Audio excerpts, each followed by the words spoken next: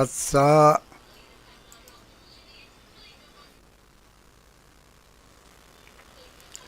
นะโมตัสสะภะคะวะโตอะระหะโตสัมมาสัมพุทธัสสะนะโมตัสสะภะคะวะโตอะระหะโตสัมมาสัมพุทธัสสะ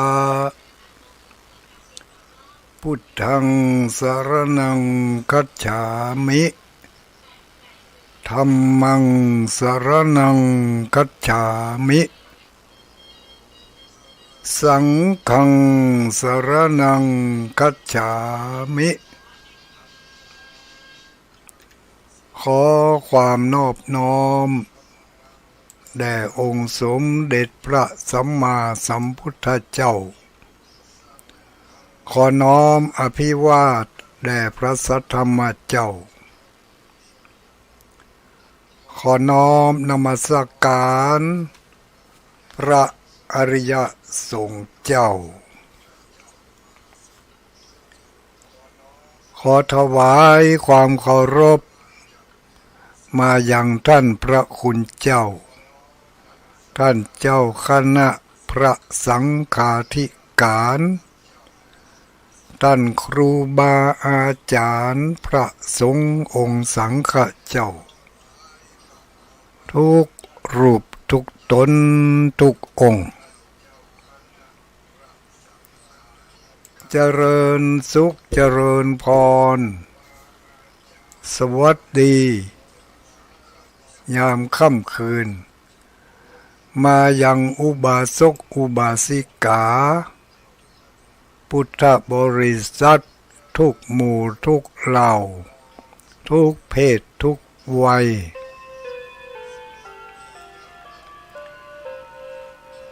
ทุกคืนวันจันทร์เฮามี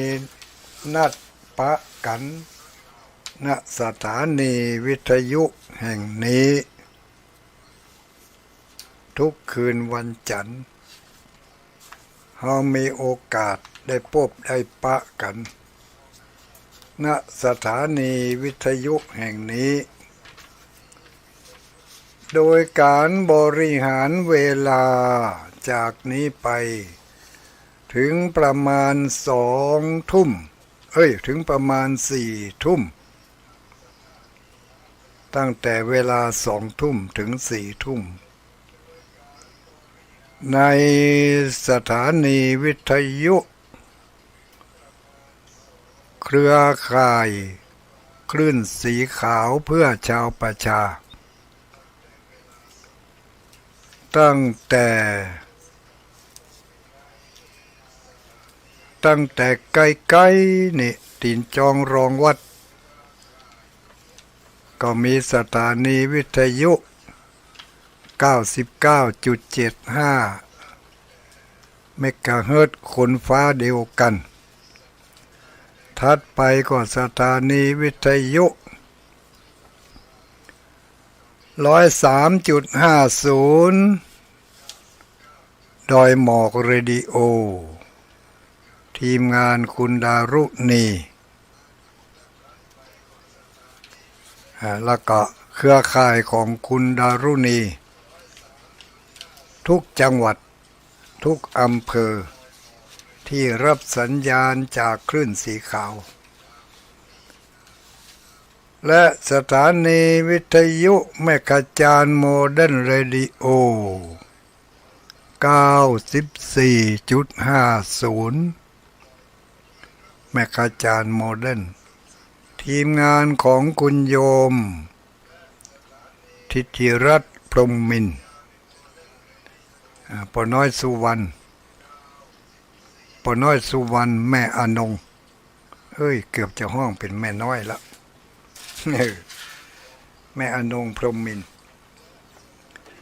แม่ขจานโมเดิร์น99.75 เมกะเฮิรตซ์คนฟ้าเดียวกันทีมงานของคุณโยมธนัทวรัญฉัตรธนพลังกร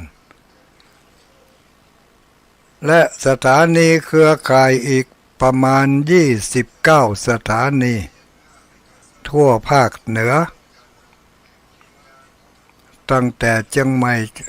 หม่ลำพูนลำปางแม่ฮ่องสอน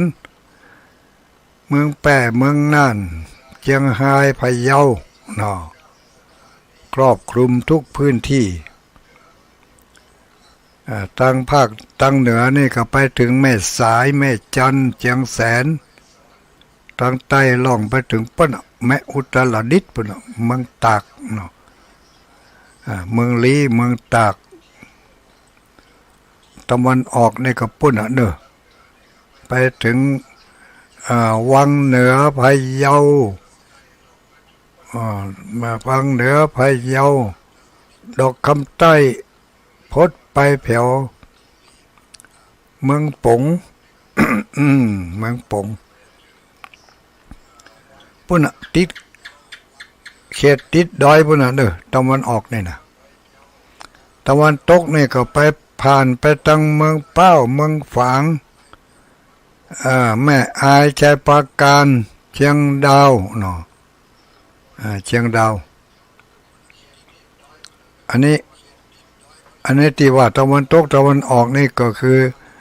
เอาที่วัดพระธาตุม่อนจอมพอที่กำลังออกอากาศในเวลานี้พระธาตุม่อนจอมพอตำบลเวียงอำเภอเวียงป่าเป้า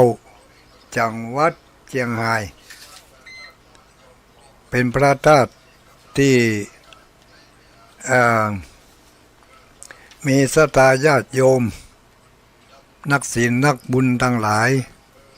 ได้พากันมาไหว้มาสาพระธาตุเจ้าหนึ่งใน9พระธาตุของจังหวัดเชียงราย แต่เจ้านี่ก็มีศรัทธาญาติโยมแฟนครับมาจากอำเภอพานอำเภอพานบ้านลืมชื่อไปเห็นแล้ว บ้านอย่างโมโหหรอ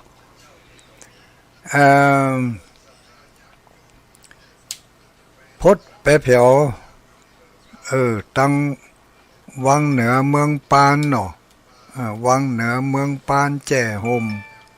โอ้หลายตีหลายตังเนอะค่ำคืนวันนี้ฟังกันอำเภอเงาทำเนาะดูเกือบลืมอำเภอเงาอำเภอเงานี่ก็ฟังกันนักกันหลายวันนั้นไปป้ากันส่วนหนึ่งเป็นตัวแทนของพี่น้องอำเภอเงาทั้งหมด ไปป้ากันที่วัดพุทธศรีคีรีตำบลบ้านแปะอำเภอจอมทองวัดท่านครูบาวรรณชัยโอ้วันนั้นไปปะกันหลายกลุ่มหลายคณะอยู่ถัดมาเมื่อวันที่13ก็ไปปะกับศรัทธาญาติโยมที่อำเภอดอยสักเก็ตนี่ก็หลายผู้หลายคนหลายคณะที่มาที่ศาลเจ้าแม่นางแก้วเมื่อวันที่13จากนั้นก็ไปปะกันกับศรัทธาญาติโยมผู้ฟังรายการทางสถานีวิทยุโดยเฉพาะอย่างยิ่งแฟนคลับของ94.50 แล้วก็ 99.75 อำเภอวังเหนืออันนี้ไปปะกันกับศรัทธาญาติโยมที่สำนักขุนดาบผาแดงเนาะที่เพิ่งกำลังก่อสร้างแปลงวิหารแปลงอนุสาวรีย์พ่อขุนดาบผาแดงก็ไปปะกันที่นั่นหลายผู้หลายคนอยู่เนาะ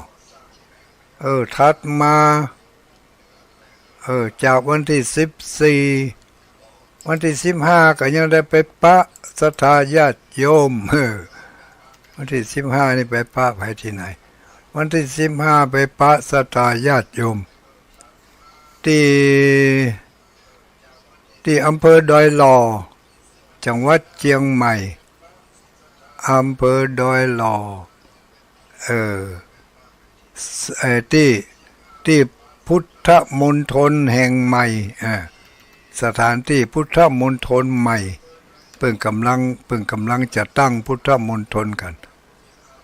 กำลังจะเริ่มแปลงเริ่มยังกันตอนนี้กำลังเริ่มวางศิลาวันนั้นวันที่15แล้วไปนี่มีการวางศิลาฤกษ์เพื่อจะสร้างเจดีย์พุทธคยาจำลองมาจากประเทศอินเดียโดยทีมงานของคุณโยม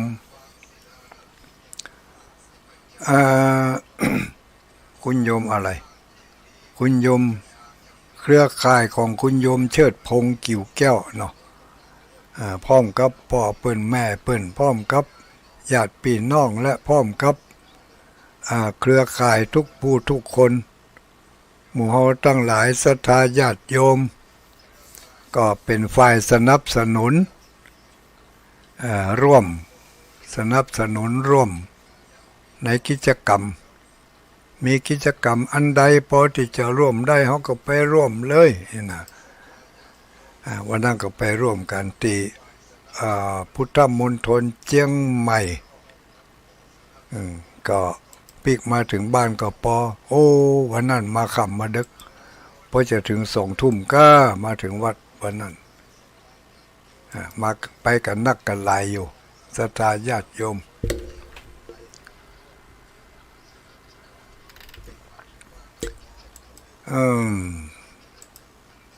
อันนี้ก็วันที่15ผ่าน วันที่15ผ่านไปเนาะวันที่15ไปพุทธมณฑลในก็อู้ถึงพุทธมณฑลแล้วเนาะบัดเดี๋ยวนี้เกริ่นข่าวมาเพื่อจะนำเข้าสู่รายการสารธรรมยามค่ำคืนเพื่อนคนนอนดึกรายการเพื่อนคนนอนดึกบริหารเวลาโดยตุลุงดอยพระครูปฏิภาณธรรมทินตุลุงดอยทุกคืนวันจันทร์ทุกเจ้าวันพฤหัสบดีวันพฤหัสบดีนี่เวลา6 โมงถึง7 โมงถ้าบัดติดบักคัดหยังก็ตามเวลานั้นมาคืนก็เช่นเดียวกันคืนวันนี้ก็เป็นคืนวันจันทร์ที่17เกี่ยง59เสียติดกับจันทร์วันนี้วันจันทร์ที่17เดือนมิถุนายน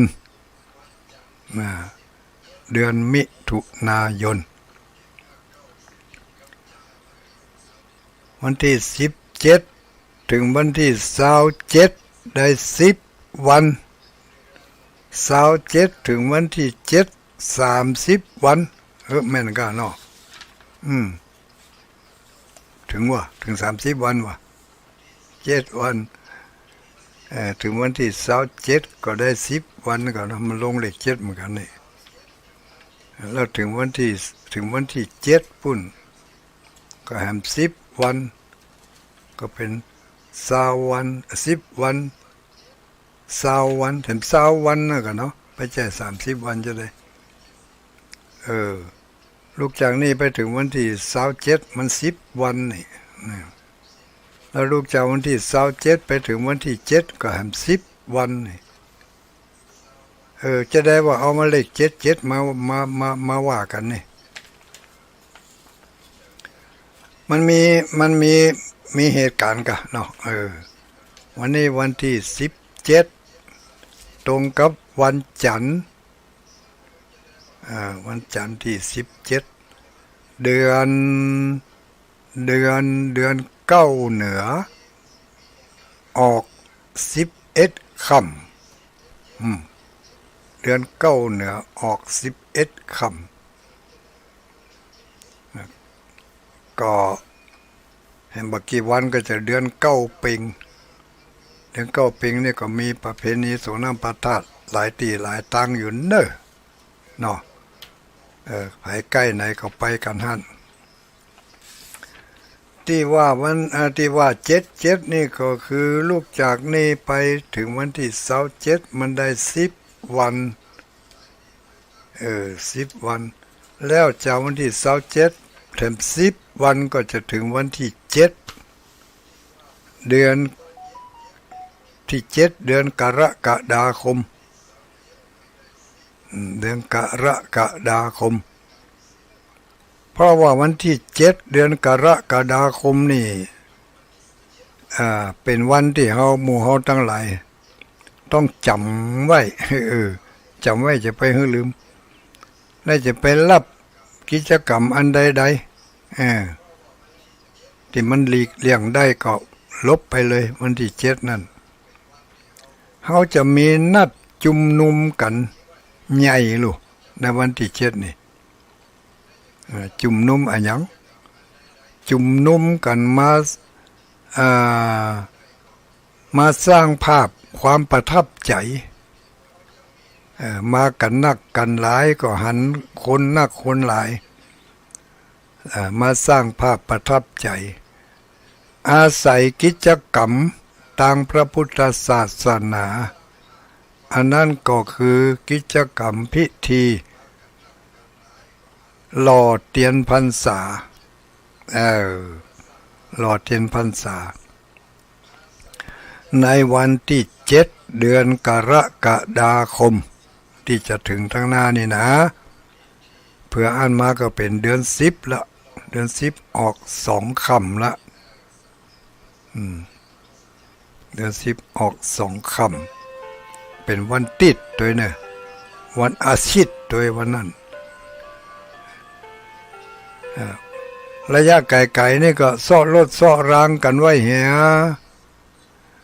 ถ้าถึงใกล้ๆมาซ้อรถบัดตันเนอะเพิ่นเอาไปให้ก่อนแล้ว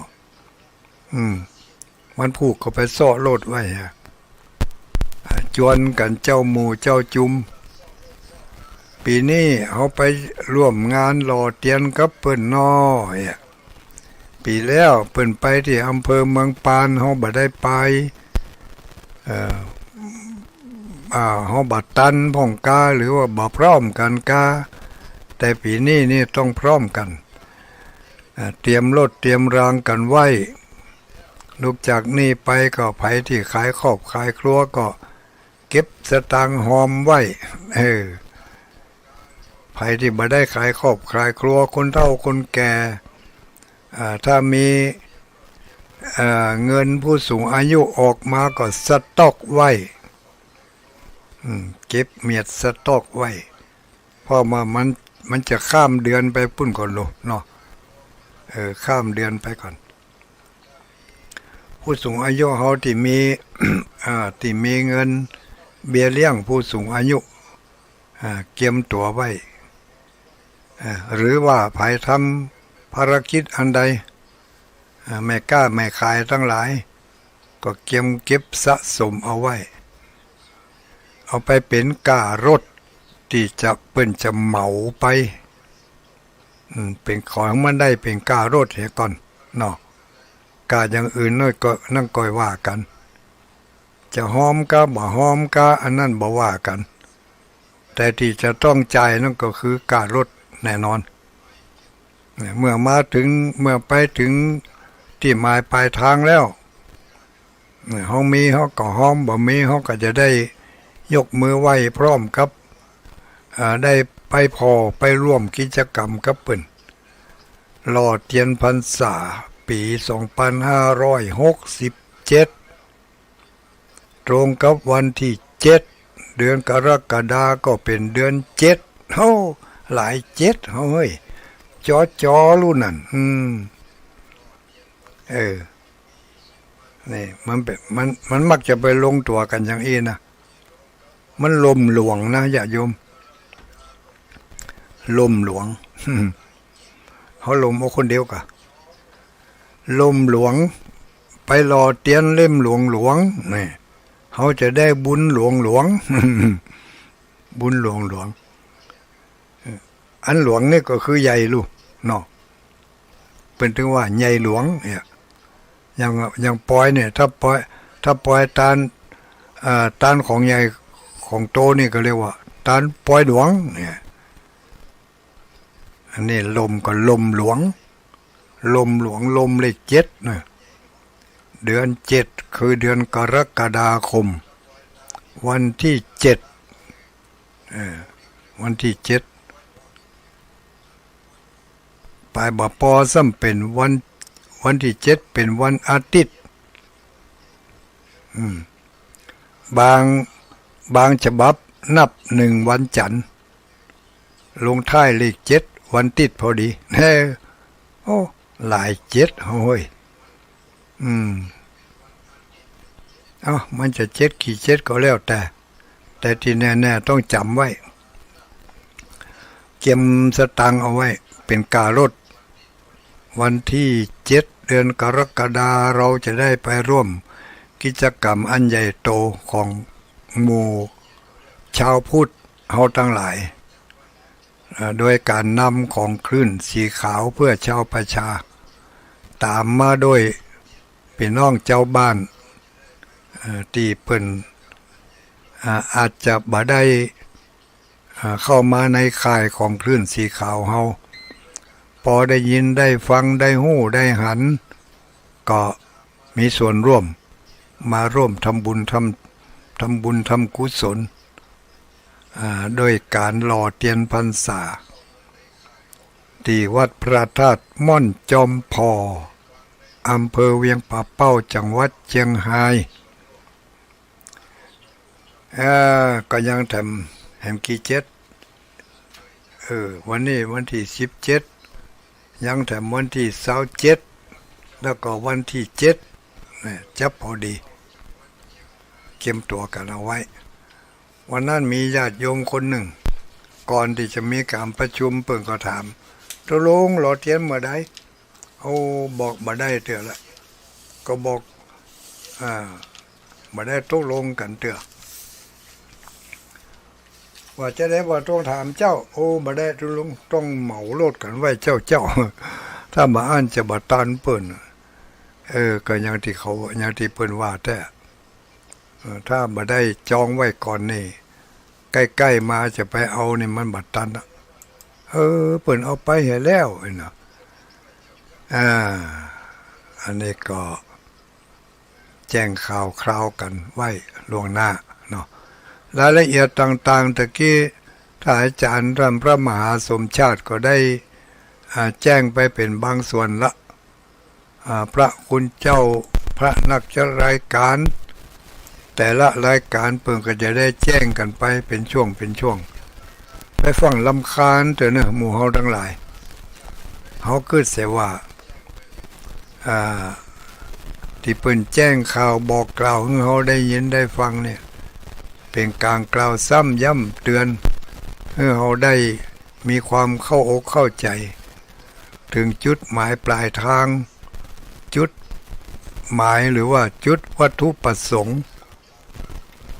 ว่าทำไมถึงต้องหล่อเทียน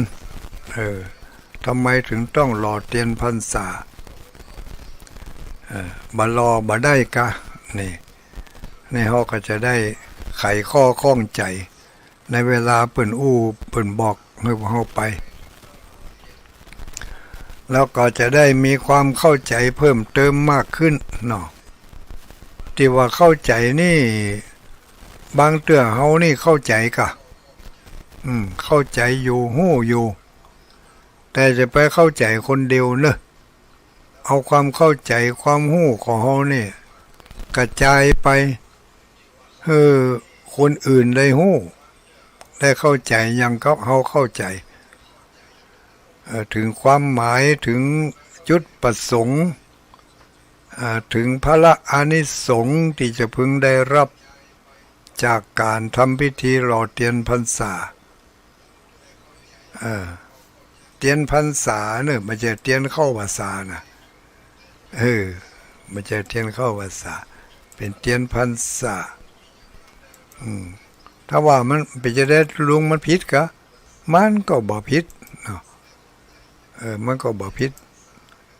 ถูกต้องอยู่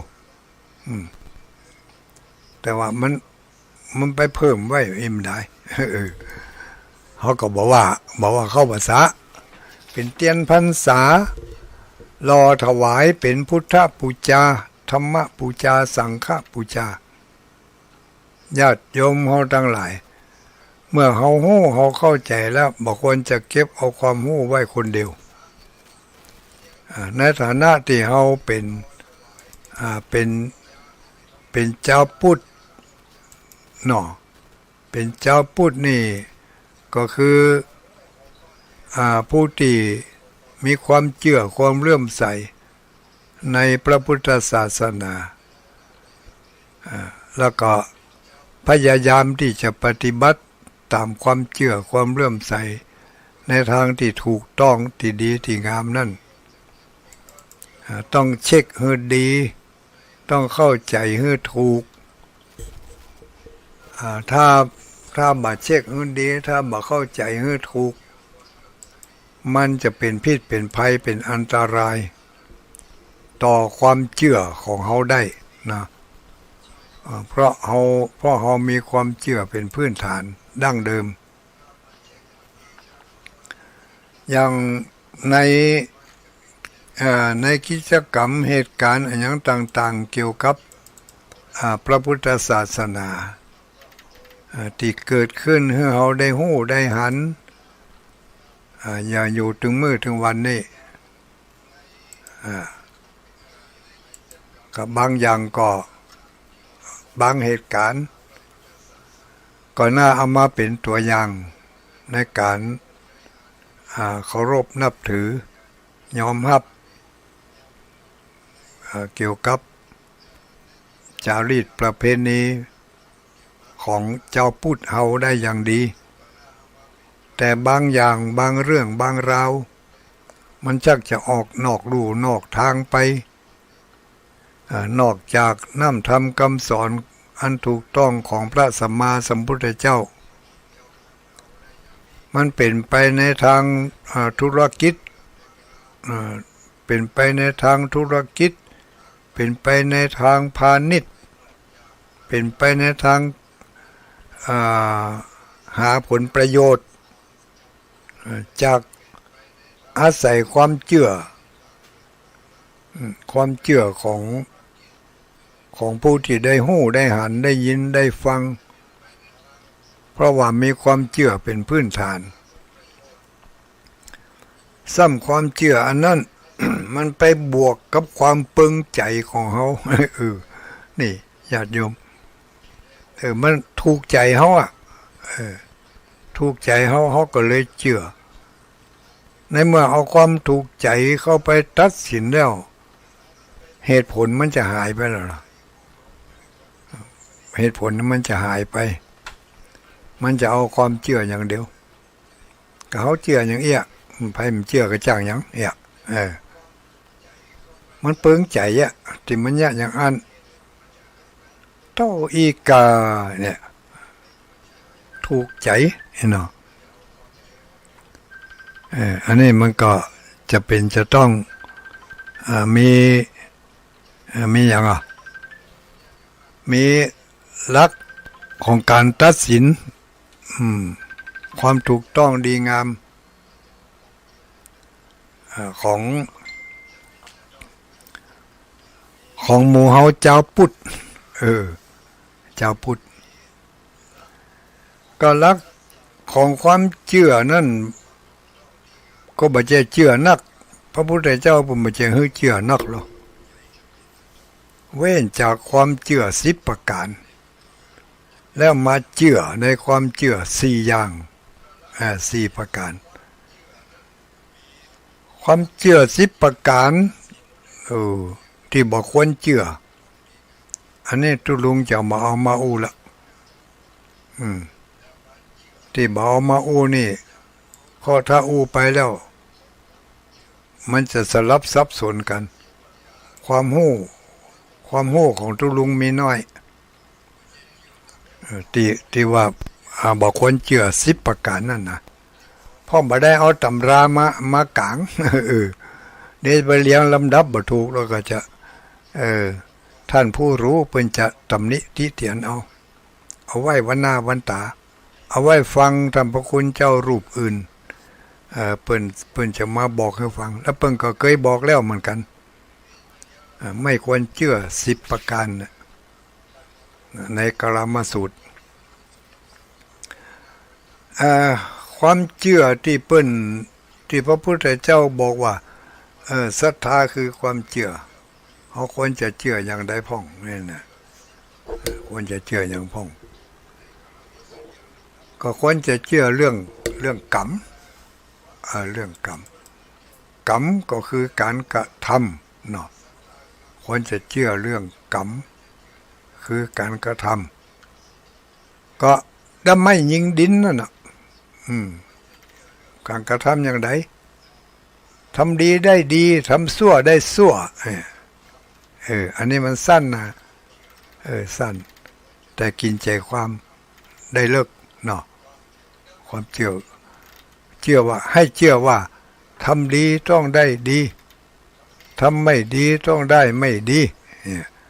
ต้องให้เชื่อแบบนี้ถ้าไปเชื่ออย่างอื่นแล้ว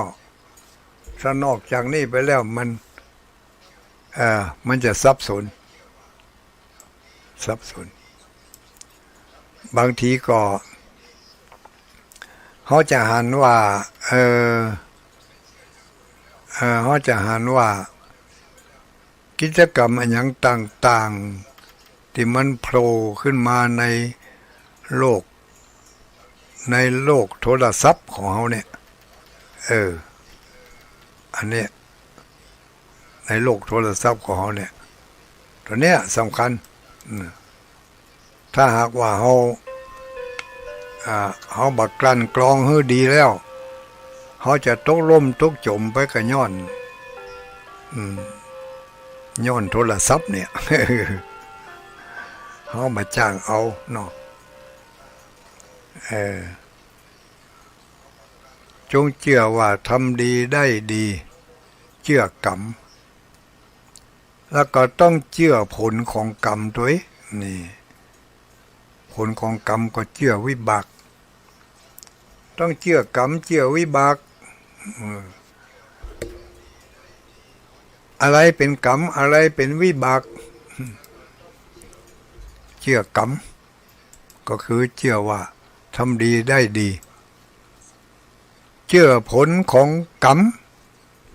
เรียกว่าวิบากเนาะวิบากก็คือผลไม่ใช่ว่าวิบากคือความทุกข์ทรมานอย่างเดียวนะญาติโยมนะจงมีความเข้าใจให้มันถูกต้องเข้าใจเพิ่มเติมไปทำที่เขาเข้าใจกันมาโดยตลอดนั่นบางคนนั่นยังบ่ยอมปิกเถอะยังบ่ยอมเพิ่มเถอะส่วนมากแล้วจะไปเข้าใจว่าวิบากก็คือการทนทุกข์ทรมานสุมาเตเจ็บไข้ได้ป่วยเป็นพยาธิบ่ฮู้จักห่มจักหายนอนแจขี้แจเหี่ยวอยู่อันนั้นน่ะก็เป็นวิบากของมันนะก็นั่นที่เขาจะมีความเข้าใจกันอย่างนี้เป็นส่วนใหญ่แล้วที่เปิ้นมั่งมีสีสุขมีเงินมีทองได้กินดีนอนดีมีฐานะมีการมีงานอุดมสมบูรณ์ลูกเต้าหลานเหลนแวดหน้าแวดหลังมีความยิ้มราบรื่นอยู่เขาซ้ำบอกว่าวิบากธรรมะเขาไปเข้าใจว่าอันนั้นมันบุญของเปิ้น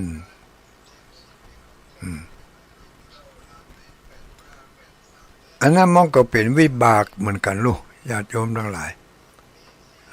เนี่ยเขาเข้าใจกึ่งเดียวเขาเข้าใจกะว่าการทรมานนั่นคือวิบากแต่เขาไม่ได้ไปเข้าใจว่าการได้รับความสุขความสบายก็คือวิบาก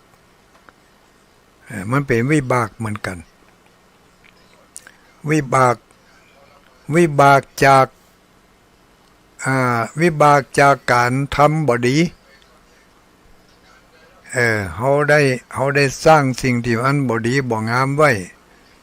ในอดีตปางก่อนจะเป็นตะวาก็ดีวันซืนก็ดีปีแล้วก็ตามปีก่อนก็ตามจาดแล้วก็ตามจาดใดก็ตามบางอย่างวิบากบางอย่างนี่ติดตัวมาตั้งแต่เมื่อเฮาได้ไปกระทำความบดีแต่เมื่อมุลละมุลีเมื่อจาด10 จาด20 จาด100 จาดพันจาดก่อนบุญเนาะมันบัดตันได้ฮื้อผลเตื้อมันมาฮื้อผลในปัจจุบันนี้ความบดีอันนั้นเนี่ยเราได้รับความทุกข์ความทรมานอันนี้ก็เป็นวิบากในทางฝ่ายบดี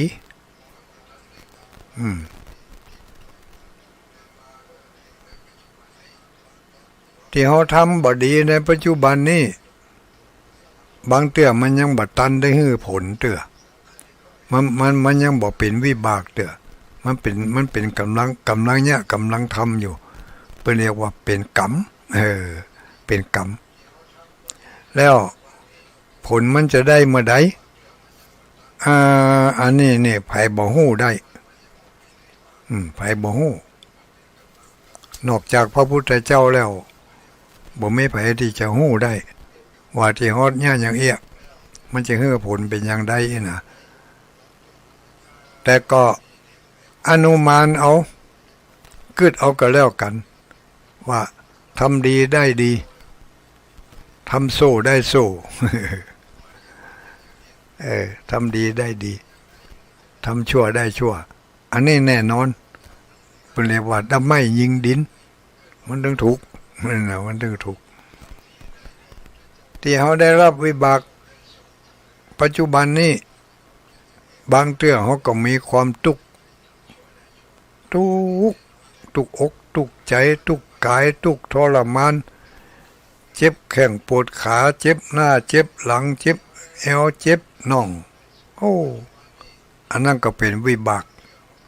ในจาดปางก่อนเขาได้ไปยับมาอย่างฮื้อไผ่ที่ได้หมู่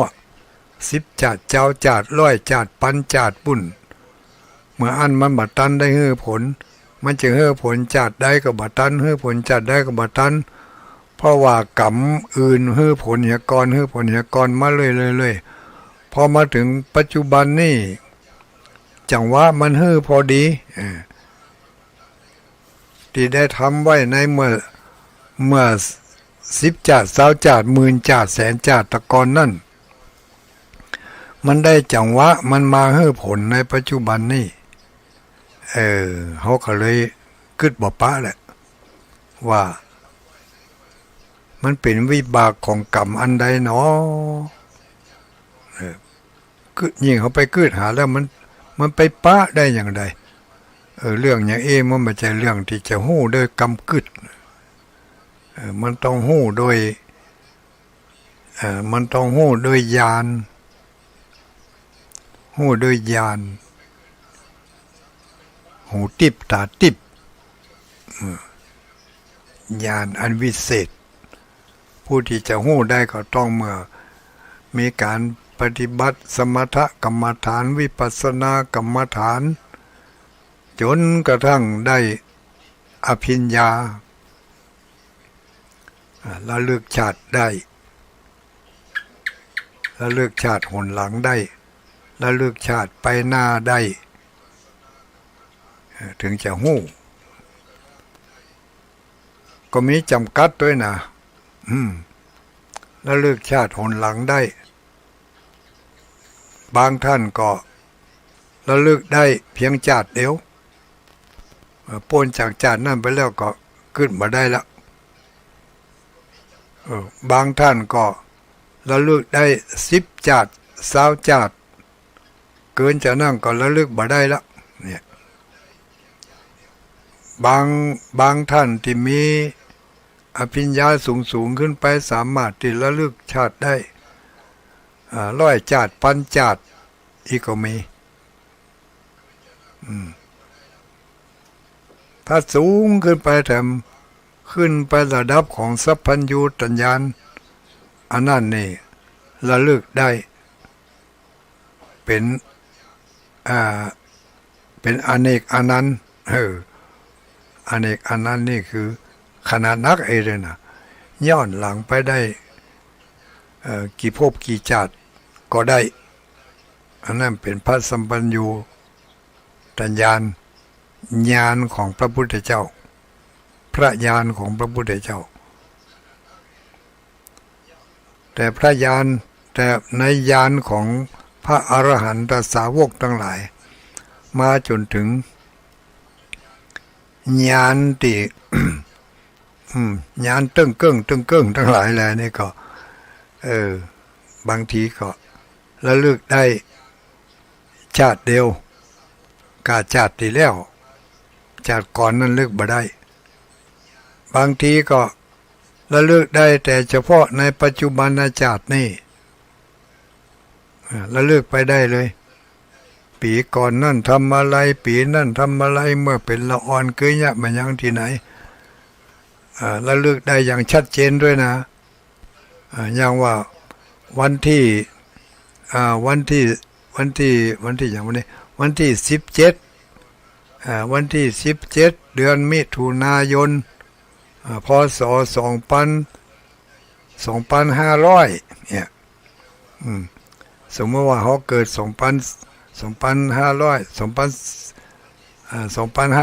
เนาะเขาก็สามารถที่จะระลึกไปได้ถึง 2,500ระลึกได้ว่าวันที่17เดือนมิถุนายน 2,500เขากินข้าวกับหยังเขาอยู่กับไผที่ไหนเวลาใดฮู้ได้อย่างชัดเจนอันนี้ฮู้ได้เฉพาะปัจจุบันชาติอย่างถึงมื้อถึงวันนี้เขาเนี่ยมันจะอย่างอันลูกอย่าว่าแต่ระลึกข้ามปีข้ามเดือนขนาดปะกันนี่ลูกไหนมานี่ลูกบ้านเหนือมาอย่างบ้านใต้เนี่ยกี่ข้าวแล้วกันเจ้ากี่ข้าวไงกับหยังหนอกี่ข้าวไงกับหยังกืดหาถึงบ่ไข่ป้าแล้วลูกเรื่องหาบ่ป้าแล้วนั่นนี่อย่าว่าแต่ละเลือกชาติได้เลยเหตุการณ์วันเดียวกันนั่นแต่อย่างเลือกหาบ่ป้าแล้วมันลืมไปฮะให้นะอันนี้เรียกเดี๋ยวจะลืมไปแล้วนี่ว่าความเชื่อความเชื่อในทางพระพุทธศาสนาเพิ่นบอกว่า1เชื่อกรรม2เชื่อผลของกรรม2เชื่อผลของกรรมมันอยากทำมั้กรรมศรัทธาเชื่อกรรมวิปากศรัทธาเชื่อผลของกรรมกรรมสกตาศรัทธาเชื่อว่าทำดีได้ดีทำชั่วได้ชั่วตถาคตโพธิศรัทธาเชื่อในการตรัสรู้ของพระสัมมาสัมพุทธเจ้าอันนี้เขามีความเชื่อมั่นอย่างเขามีความเชื่ออย่างแน่นอนบ่มีความลังเลสงสัยแต่ว่าการตรัสรู้ของพระสัมมาสัมพุทธเจ้านี่ถ้าเชื่อในเรื่องนี้ก็ต้องเชื่อในพระรัตนตรัยเชื่อในพระพุทธเจ้าเชื่อในพระธรรมเชื่อในพระสงฆ์ว่าเป็นผู้ที่มีจริงเนาะผู้ใดมีความเคารพเลื่อมใสในพระรัตนตรัยแล้วย่อมจะเป็นบุญเป็นกุศลกับคนนั้นอย่างแท้จริงถ้าเรามีความเชื่ออย่างนี้ก็จะเป็นผลที่เขาเชื่อบผิดทางเนาะบผิดทางไม่สงสัยในพระรัตนตรัย พระแก้วเจ้าทั้งสามประการนี่ญาติโยมทั้งหลายผู้ที่จะเชื่อถึงระดับนี้ได้ไม่สงสัยในพระรัตนตรัยนี่นะอันนั้นก้าวเข้าสู่อริยบุคคลแล้วเนอะอย่างหมู่เฮาปุถุชนทั้งหลายแลนี่มันเจอก็เชื่อพ่องมาเชื่อพ่องเนี่ยพระพุทธเจ้าจึงมีแต่วะเปิ่นสร้างเรื่องมากุเรื่องมาจุกันได้ก็มีตัวมีตนมีบ่มีบ่ฮู้2,500 กว่าปีดูพระธรรมนี่จึงมีแต่ว่าเนี่ยกุศลธรรมาอกุศลธรรมาจังเชื่อแต่ว่ากุศลธรรมาอกุศลธรรมานี่มันมีเหตุการณ์บางสิ่งบางอย่างมาเบนความเชื่อของเขาที่เขาเข้าใจบลึกซึ้งนั่นน่ะอย่างเขาไปปะใส่เหตุการณ์บางอย่างนี่นะเนาะรอบตัวเขาเนี่ยอย่างคนบางคนบ่หันมันไปวัดไปวาสักเตือวัดก็บ่เข้าพระเจ้าก็บ่ไหวเปิ้นกินเปิ้นตานก็บ่สนใจเปิ้นประกาศว่าจะมีการทำบุญหล่อเทียนพรรษาเนอะนี่บ่เอาหูหน้าตาใส่แล้วบ่ฮู้เรื่องบ่สนใจเนี่ยแล้วเขาก็หันว่ามันก็ยังอยู่ดีมีสุขกินดีนอนดีรับดีมากล้าขึ้นอยู่เลยแต่คนบางคนไปวัดไปวาบอกขาดแทบจะเอาวัดเป็นบ้านกำแล้วยิ่งยิ่งหาก็ยิ่งจุ่มยิ่งหายไปเดี๋ยวก็โดนถูกต้มถูกตุนถูกหลอกถูกลวงจะเชื่อได้วะนี่ทำดีได้ดีทำชั่วได้ชั่วนี่เกิดความสงสัยแล้วเนี่ยอันเนี้ยคือเกิดความสงสัยลังเลสงสัยเพราะอะไรอย่างที่เขาเกิดความลังเลสงสัยก็เพราะว่าเขายังเป็นในลักษณะที่เรียกว่าไม่หลักปักเลนไม่หลักปักเลนก็คือไม่ตั้งตู้ปักในขี้เปอะ เอาไม้ตั้งตู้ปักในขี้เปอะมันเอ็นไปเอ็นมาได้ลูกแต่ถ้ายังผู้ที่เปิ่นมีการศึกษามีการปฏิบัติมาแล้วศึกษาแล้วมันแล้วมันเหมือนกับไม่ตั้งตู้ไม่ตั้งบองไม่ตั้งตู้ไม่ตั้งแห้วเอาปักกลางดินที่มันแข็งมันถึงบ่วันบ่ไหวลูกปักไปได้มั่นคงในพระรัตนตรัยพระแก้วเจ้าสาม